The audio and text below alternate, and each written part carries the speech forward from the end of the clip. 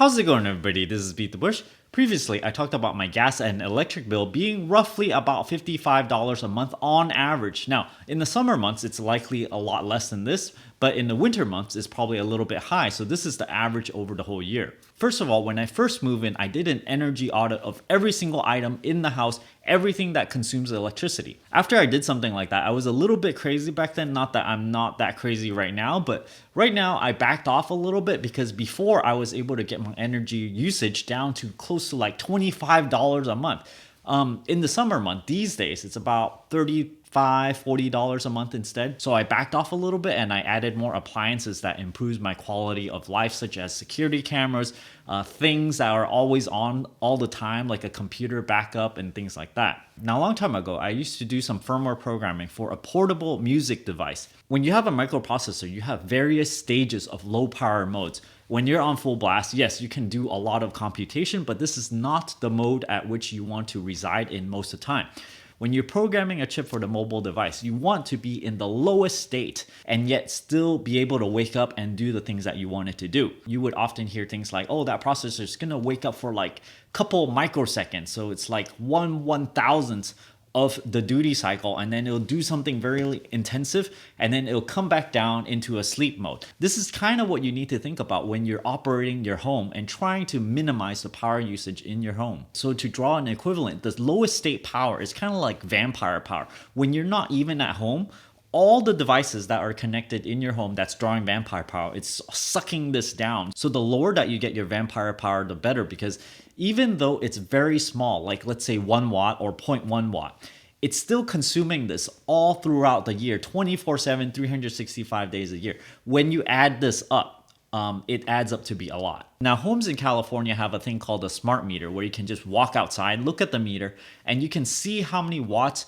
your home is currently consuming. You just go look at it and then it'll cycle through and then it'll show you how many watts, how many kilowatt hour that it's currently consuming. Now, if you do not have something like this, you can just buy something like this called a kilowatt and you just plug it into your sockets everywhere and just plug whatever your devices that you have into this thing and it'll show you how many watts that it's consuming in standby or when it's operating. Now, let me just go over really quick what you should do with your light bulbs. Most of the time, if you have a lot of them and somehow, let's say LED light bulbs are free, sure, replace all of them, but LED light bulbs are not free, and sometimes the special light bulbs are very, very expensive. So because the LED light bulb is going to cost a finite amount, roughly the best thing you can do is any bulb that you're using more than 1 hour a day, go ahead and replace it with an LED light bulb. If it is not, just leave it as a CFL compact fluorescent light bulb. Now, let's say you still have a whole bunch of incandescent light bulbs everywhere.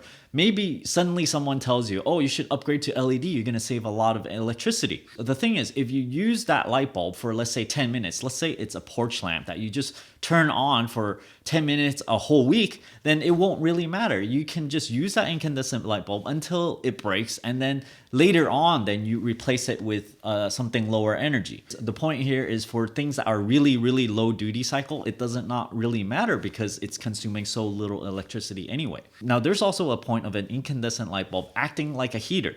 If suddenly you go, oh, I'm going to save a lot of electricity and replace all your incandescent light bulbs with LED, suddenly it's giving off a lot less heat. Suddenly, you have to turn on your heater all that much more longer.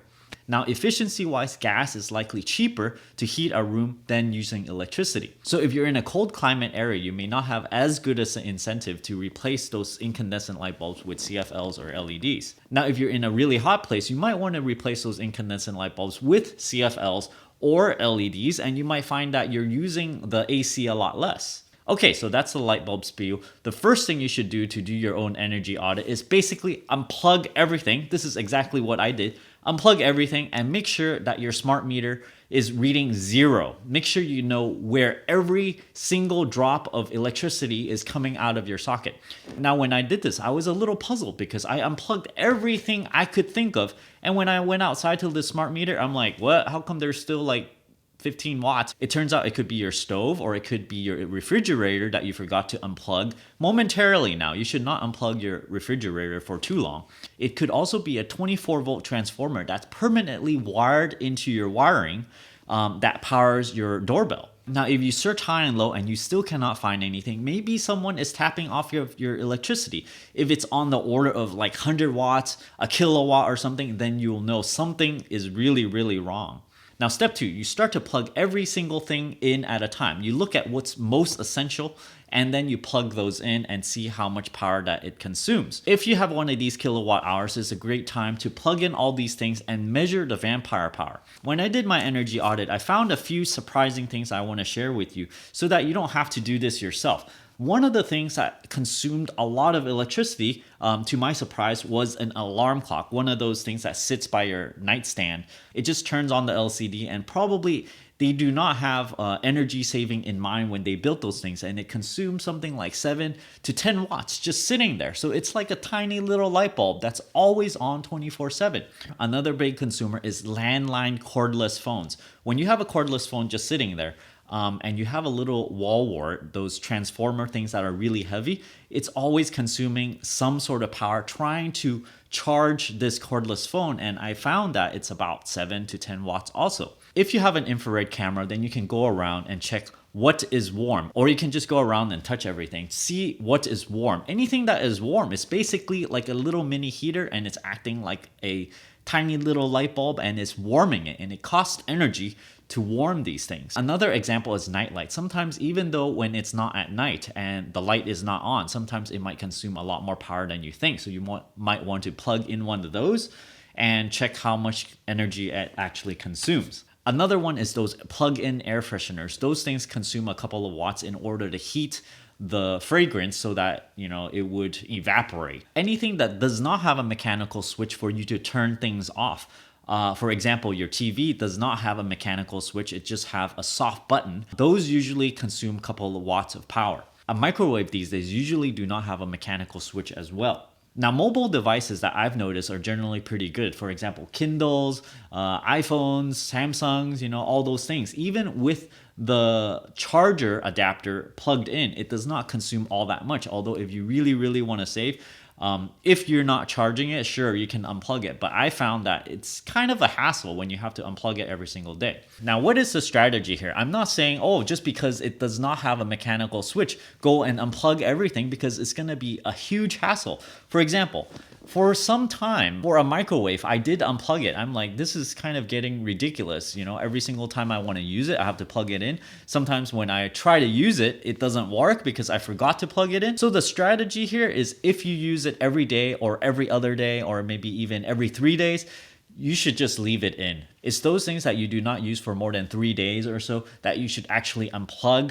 so that it does not consume as much vampire power. Now, other ways that I've been experimenting on saving energy is possibly, instead of cooking some meat that takes maybe about 2.5 hours to cook, I might get a pressure cooker, although I do not have one of those yet. An alternative to a pressure cooker, of course, is a thermal cooker. You just heat things up to boiling and then you stick it into this thermal cooker and it'll retain the heat, and it'll just kind of sit there and cook itself rather than lose heat. Whenever you lose heat, you're using electricity, of course, and then you're just going to heat up the whole house when you cook something for a really long time.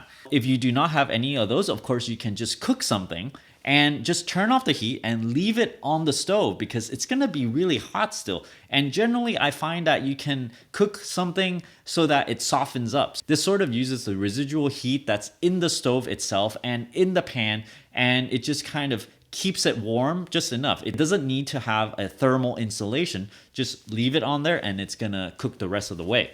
I hope you enjoyed these energy saving tips. I sort of just stumbled on these just by trial and error, of course. Don't forget to give me a like on this video, comment down below. Let me know if you're gonna try some of these tips out. If you're interested in supporting my channel, check out my Audible link down in the video description below, where you can get a free audiobook. And if you don't like this audiobook, you can cancel it before the subscription expires. And then you can still keep this audiobook and also help benefit this channel. You can also support my channel by checking out my Patreon link over here, where I give various perks such as help with your credit score or help with your finances. And as always, don't forget to subscribe to my channel over here and click that bell icon next to the subscribe button so that you get a new notification whenever I upload a brand new video. Thanks for watching.